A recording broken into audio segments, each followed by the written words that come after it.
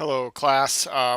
Wanted to create this podcast and go over some of the things in Chapter 1, specifically the PowerPoint slides from Chapter 1 of your textbook about the structure or the overview of the tax structure in the United States.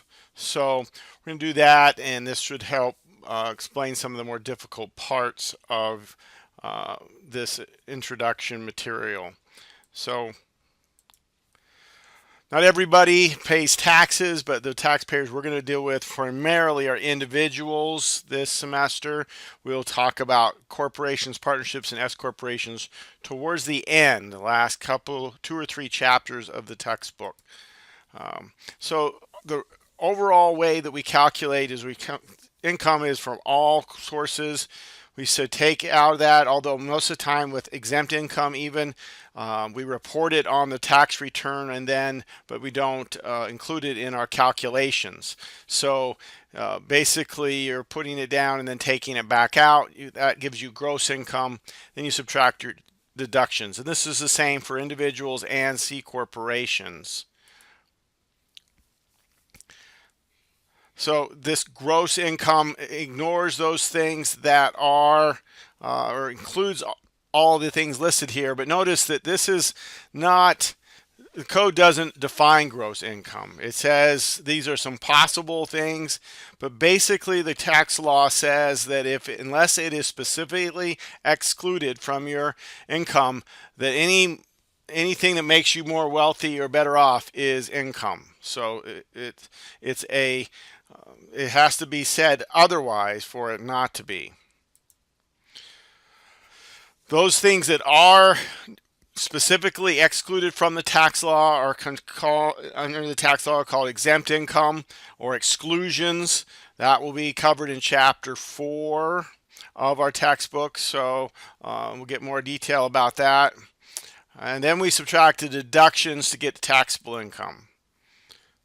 The expanded formula, all right, separates the deductions we talked about earlier, deductions for AGI and from AGI.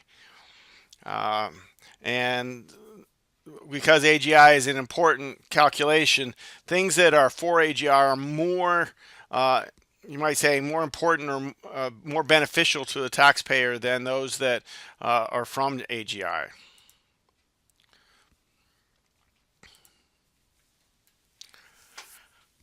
So that's what this little thing tells us, is that they're more valuable. These are some of the things that might be for AGI, and we'll see more when we talk about self-employment, some of these things. But these are sometimes referred to as above the line deductions, contributions, IRAs. Alimony is going to change. If you get divorced in 2018 or later, or 2019 or later, any alimony from past divorces will still be okay, but not if going forward. Any new divorce situations.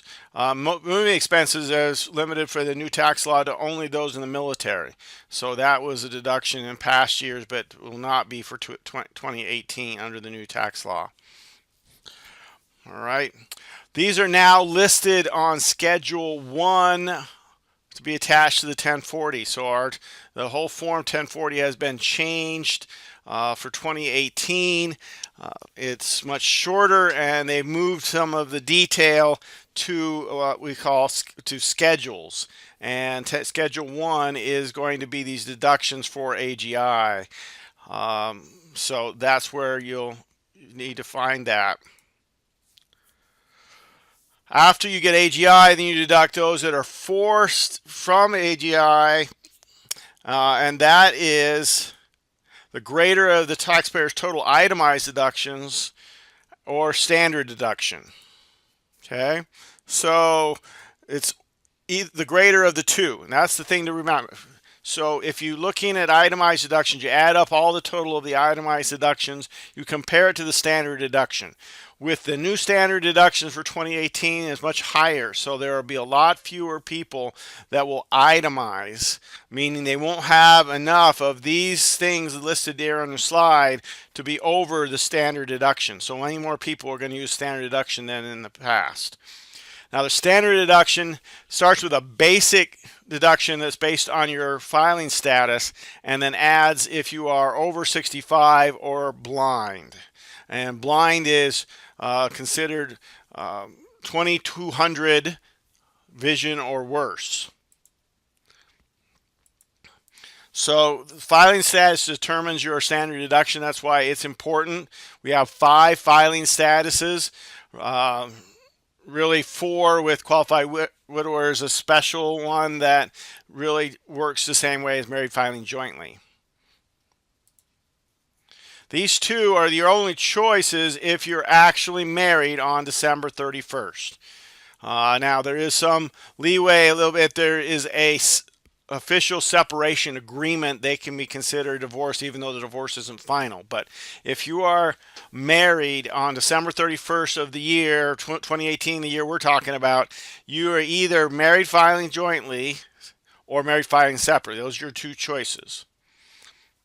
Now this qualified widower is very narrow. Notice that it only lasts, okay, after this, for the year that the spouse dies, you get to be married filing jointly. But the next year, you can also file married filing jointly if you haven't remarried and you have a dependent child. So it's only for those who have children at home. So it's not just anybody that lost their spouse. And then if you are single, meaning you're either officially divorced or not married at all, as of December 31st, you are either head of household or single. Those are your only choices. Okay. We'll talk a little bit more about head of household. Here's the basic standard deduction and the additional standard deduction. Notice that there's a difference. If you're single or head of household, your additional is $1,600. If you're married, filing joint, either any of the statuses married, it's $1,300 for being blind or over 65. So some examples. Notice Scott's over 65, he's 66, so he gets $1,300 plus the basic, okay, for a total of $25,300. No, not blind, not old enough, so they file head of household, get just the regular standard deduction. Over 65 and blind, you add them up. So you could have one extra standard deduction for each spouse for either blind and over 65. So a couple that are both blind and both 70 would have $1,600, $1,600, $1,600, and $1,600. 4 of them. Okay, you'd have the basic that they have, and this one. So Ryan's got the $12,000 he's got for both being over 65 and blind. Now, if it's a little different if you're a dependent on someone else's return. Now, dependency exemptions have become less important under the new tax law. Okay, but it still has a role, so there's still an issue with determining who gets to claim a dependent because that's where some of the tax credits go. But for right now, we just need to make sure we understand the difference between someone who is a dependent on somebody else's return. So someone who can be claimed as a dependent on another return, all right, their standard deduction is the greater of $1,050 or the earned income plus $350, but can never be over $12,000 for a single person. Okay, and they get the additional for age and blindness as well. Okay. So example, Tyler's 18, claims dependent on his parents' return. That's the typical scenario. Okay, they provide their support and such.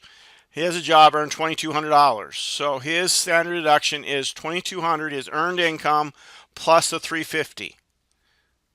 Okay, that's greater than the 1,050. Full-time student, 21, claimed as dependent. She made 6,400. So her standard deduction is 6,750. This 6,400 plus 350, which is more than 1,050. If she were blind, then she would have more added on to that. Dan is 72. He's over 65. Claims as dependent on his son's return. All right, so he's living with his son, or he's providing him support. Stan is single. So you take the greater of the 1,050 or 0. He has no earned income. He had no job. Plus the 350. So this is the higher one. So that's his standard deduction.